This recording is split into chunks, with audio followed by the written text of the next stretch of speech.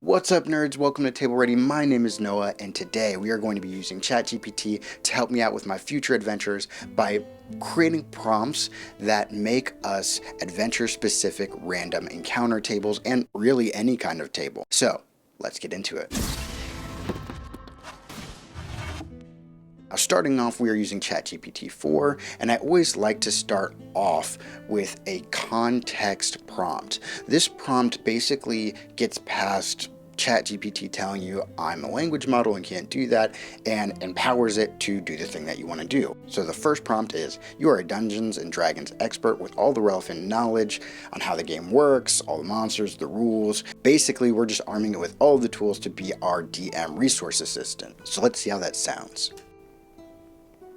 That sounds great. Okay, so now that we've got it there, we've got it in a position where it wants to help us, let's start with our prompt. Make me an original random encounter generator using these parameters. My party is getting ready to go into the Fey Wild. I want the encounters that I use to be Fey Wild specific. I want to use a D20 partially for the sake of ChatGPT. It can't put out more than a certain number of characters at a time, and also because they're not going to be in the Fey Wild for an extended period of time, so I think a D20 is fine. I don't really need the broad reach of a D100 in this table. Because we're using a D20, I like the idea of using the bookends as like extreme good and extreme bad, and it is a D20, so there's a higher likelihood of hitting extreme good or extreme bad, but my players are 13th level, so I'm pretty sure that they can handle something that is really dangerous. And lastly, I just want to make sure that the encounter descriptions are there,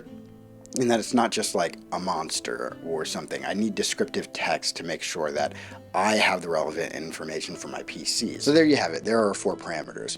It should be specific to the Fey Wild. It should use a 20-sided die.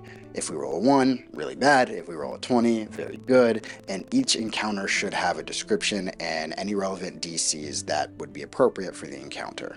Let's see what it spits out at us. Here is your Fey Wild generator with a 20-sided die. I've created 20 encounters with a fatal encounter at 1 and a major temporary boon at 20. So we ran into a little snag. The thing that I said before about it only being able to put out so much text, as you can see here, it stopped at 16. So all I'm going to tell it to do is complete the table starting at 16. And then it continues going. So it'll be broken up into 2 little sections there, but that's fine. I put all of this in a document anyways, so I can take the first 15 and then the last 5 and then put them on a table in my docs. Okay, so there you have it. We have our 20 options here. So let's see what our critical failure would look like. So for our fatal encounter, a vengeful Archfey emerges, seeking to punish the party for trespassing. The Archfey is immune to damage and attacks until the party can discover and exploit its one weakness. If they fail to do so, within 3 rounds, the Archfey unleashes a devastating attack that could lead to a total party kill. Oh my gosh, okay, that's pretty intense. I did say fatal. I did, and it gave me fatal. So what I would do, probably if they rolled a 1, is I would introduce this to the party, letting them know that there is a gatekeeper to where they are trying to go. And in order to get past that gatekeeper, they need to find his weakness. I would probably give the party like 5 options. This essentially is kind of like a skill challenge with no skill. I also would modify this so that each round that you get it wrong, 1 party member dies. Why? Because the party's at high enough level that they can bring people back, not at no consequences. In my game, if you die, you come back with all the levels of exhaustion short of death. I think that's 5 levels of exhaustion. So the party would have to use their resources to get everybody back up. It could be used as a sort of filter for the weak. Anyone who can't revive their party members shouldn't be able to get past the Archfey. Now let's go to our boon. Let's go to the 20. What happens there? The party encounters a powerful and benevolent Archfey who is impressed with their journey so far. The Archfey grants each party one of the following boons for the next 24 hours. Immunity to the charm condition, the ability to cast Misty Step as a bonus action without expending a spell slot, the number of times equal to your proficiency bonus, one-time use of the Archfey's Blessing, which allows a character to automatically succeed on an ability check, saving throw, or attack roll of their choice. I would adapt this a little bit too. I would give the party each of these. You rolled a natural 20, it should feel like you rolled a natural 20, but I would make them choose who in the party they give it to. So immunity to the charm condition, maybe they give that to their paladin. The ability to Misty Step, maybe they give that to their barbarian. And then the Archphase Blessing could probably go to the rogue, as their rogue is solo pretty often. So let's roll one or two more and just see what comes up. 19. Okay, I don't have to go very far. Party discovers an ancient Fey shrine. If they offer a small gift or perform a ritual, the shrine bestows a blessing upon them. Each character can choose to gain one of the following benefits for the next 24 hours. Advantage on saving throws against being charmed, advantage on wisdom checks, or advantage on charisma persuasion checks when interacting with the Fey. Let's try another. 7. A Sadar challenges the party to a drinking contest. The contest consists of 3 rounds of Constitution saving throws, DCs 14, 16, and 18. Failure results in the characters becoming heavily intoxicated and suffering from the poison condition for 1d4 hours. I love that. That's awesome. One more. 9. The party encounters a group of blink dogs that have been charmed by an evil Fey. The party must find a way to break the charm without harming the blink dogs. I like this, but I would let them harm the blink dogs. I don't really care. But what I could do is give them a little blink dog companion if they're able to do it without harming any of the blink dogs. So looking through this, it looks like there are some combat encounters. Some of these have loot in them. There are some more social encounters. It does seem to lean heavily on the social encounters. You know, it's not quite 50-50, but I still like it. So let's make one more table. I want to make a wild magic table that is interesting and fun because I want my players to roll wild magic every time they cast a numbered spell in the Fey Wild. And anyone who has control over wild magic, a wild magic sorcerer, or we've homebrewed a wild magic druid, they would have advantage on this roll. So I just quickly came up with another prompt here.